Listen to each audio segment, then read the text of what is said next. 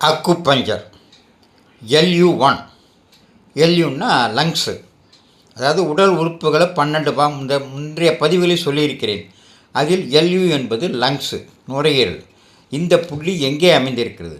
உடலின் மத்திய முன்புற கோட்டிலிருந்து 6 சுண்கள் பக்கவாட்டில் 1வது மற்றும் 2வது எலும்புகளுக்கு இடையில் அமைந்திருக்கிறது.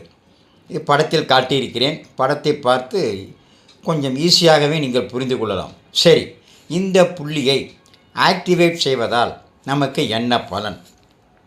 இந்த புள்ளியை நாம் ஏற்கனவே சொன்னபோல் 21 முறை கிளாக் வைஸ், 2 வினாடிகள் ஓய்வு, பிறகு 21 வினாடிகள் ஆன்டி கிளாக் வைஸ் செய்தால் இந்த புள்ளி LU1 லங்ஸ் 1 என்கின்ற புள்ளி ஆக்டிவேட் ஆகும்.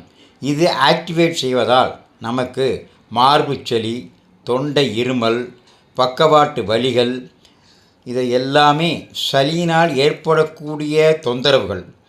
அதிகமாக சில பேருக்கு சளி பிடித்து கொண்டிருக்கும். அவர்களுக்கு அடிக்கடி தொடராக இருமல் வரும். கொஞ்சம் கஷ்டமான நிலையில் பேசுவதற்கு கூட கஷ்டப்படுவார்கள். இருமல் தொடர்ந்து வந்து கொண்டிருக்கும். மார்பில் நிறைய சளி இருந்திருக்கும்.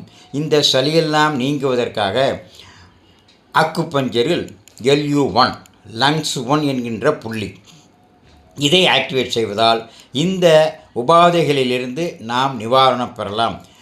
ஏற்கனவே முந்தைய பதிவுகளில் சொல்லியிருக்கிறேன். அக்குபஞ்சர் என்பது மருந்தில்லா மருத்துவம்.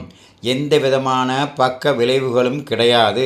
நீங்கள் சரியாக அந்த புள்ளியை படத்தில் காட்டியிருப்பது போல் அந்த புள்ளியை பாயிண்ட் அவுட் செய்து அதை நீங்கள் ஆக்டிவேட் செய்தால் மேற்சொன்ன வியாதிகள் அனைத்தும் உங்களிடமிருந்து போகும். இதை காலை ஒரு முறை, மதியம் ஒரு முறை, இரவு ஒரு முறை செய்யலாம். உடலின் இரு பக்கங்களிலுமே இந்த புள்ளிகள் இருக்கின்றன. உடலின் முன்புற மத்திய கோட்டிலிருந்து பக்கவாட்டில் 6 சுண்கள், முதல் விலா எலும்பு மற்றும் 2வது விலா எலும்புகளுக்கு இடையில் இந்த புள்ளி அமைந்திருக்கிறது. இதை ஆக்டிவேட் செய்து வியாதிகளிலிருந்து அதாவது உங்களுடைய உபாதைகளிலிருந்து நீங்கள் நிவாரணம் அடையலாம். இதெல்லாம் முக்கியமான புள்ளிகள்.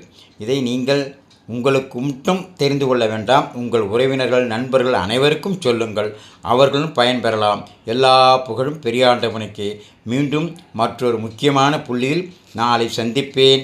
இதையெல்லாம் நீங்கள் நிச்சயமாக சப்ஸ்கிரைப் செய்ய வேண்டும். அப்பொழுதுதான் நீங்கள் பெற்ற பலன் அனைவரும் அடைவார்கள். இது ஒரு புண்ணியம் அல்லவா? கண்டிப்பாக இதை சப்ஸ்கிரைப் செய்யுங்கள். மீண்டும் நாளை சந்திப்போம். நன்றி, வணக்கம்.